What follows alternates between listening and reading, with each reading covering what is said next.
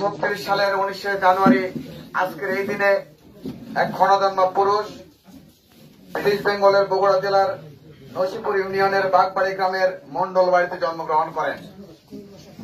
যিনি জন্মগ্রহণ করেছিলেন বলেই আমরা পেয়েছিলাম একটি স্বাধীনতা, যিনি জন্মগ্রহণ করেছিলেন বলেই আমরা পেয়েছিলাম স্বাধীনতার ঘোষক, যিনি জন্মগ্রহণ করেছিলেন বলেই আজকে আমরা বিএনপি নামক একটি দল পেয়েছি, যে দলের সদস্য হতে পেরে আমরা নিজেদেরকে গর্বিত মনে করি।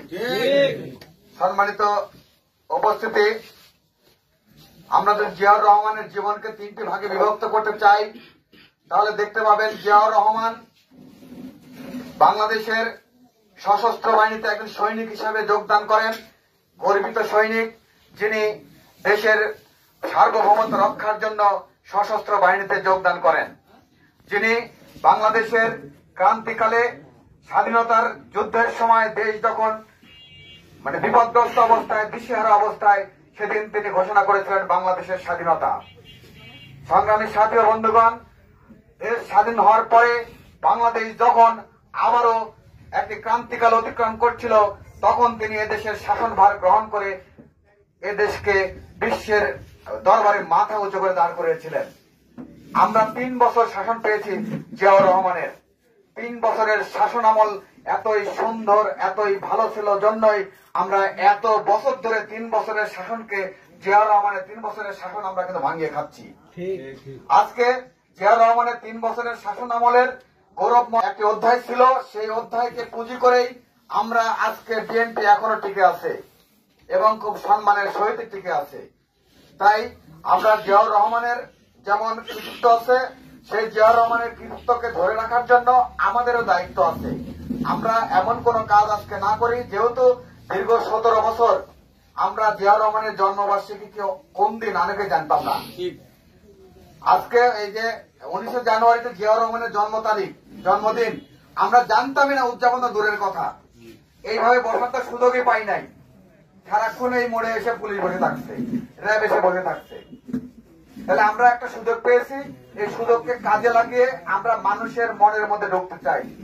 আমরা বোঝাইতে চাই যে আওয়ামী লীগ আর বিএনপি এক জিনিস নয়, আওয়ামী লীগ আর জামাত ইসলাম এক জিনিস নয়।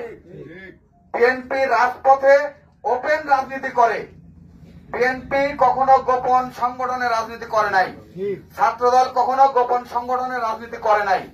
আগে গোপন সংগঠন করেছি, হেলমেট বাহিনী ছিলাম, এখন এসে হয়ে যাচ্ছে ছাত্রদল। এইরকম ছাত্রদলের রাজনীতি বিএনপির নাই, আছে কি?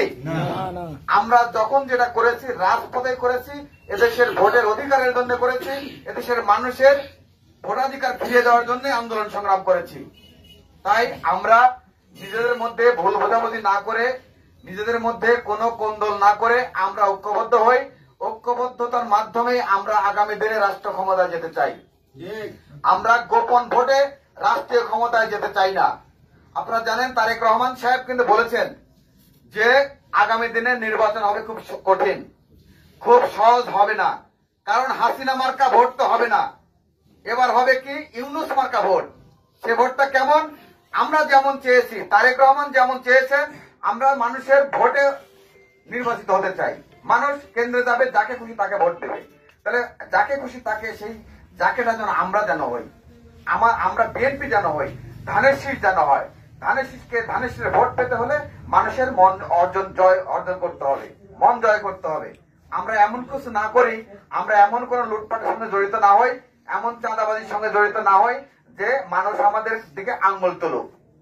আপনারা জানেন ইতিমধ্যে কেন্দ্র থেকে একটা নির্দেশনা এসেছে যে আগামী দিনে যত কমিটি হবে, বিগত দিনে যারা আওয়ামী লীগের সঙ্গে লিয়াজো করেছে, আওয়ামী লীগের সঙ্গে উঠা বসা করেছে, আওয়ামী লীগের সঙ্গে ছবি আছে, তারা কেউ কমিটিতে আসবে না।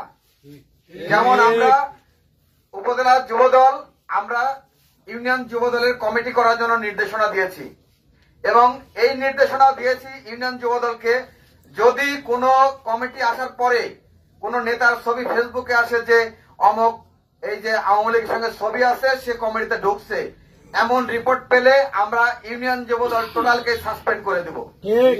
আমরা এমন সিদ্ধান্ত নিয়েছি। তাই যুবদল, ছাত্রদল, স্বেচ্ছাসেবক দল যেহেতু বিএনপির হলো শক্তি, আমরা এমন কোন কাজ করব না যাতে আমাদের বড় ভাই যেমন আজকে প্রধান অতিথি বিএনপি তাদের সম্মানের হানি হয়। আমরা মূল দলের সম্মানের হানি হোক এমন কোন কাজ আমরা করব না। মূল দল করলে করতে পারে যদি আমাদের অভিভাবক সংগঠন। যাই হোক, সবাইকে জন্মদিনের শুভেচ্ছা,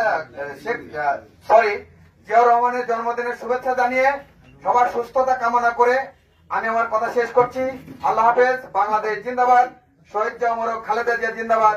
তারুণ্যের অহংকার আগামী রাষ্ট্রনায়ক জনাব তারেক রহমান জিন্দাবাদ। আমাদের প্রিয় নেতা, প্রিয় অভিভাবক, নাটোরের কিংবদন্তি নেতা রুহুল কুদ্দুস তালুকদার দুলু ভাই জিন্দাবাদ। আসসালামু আলাইকুম।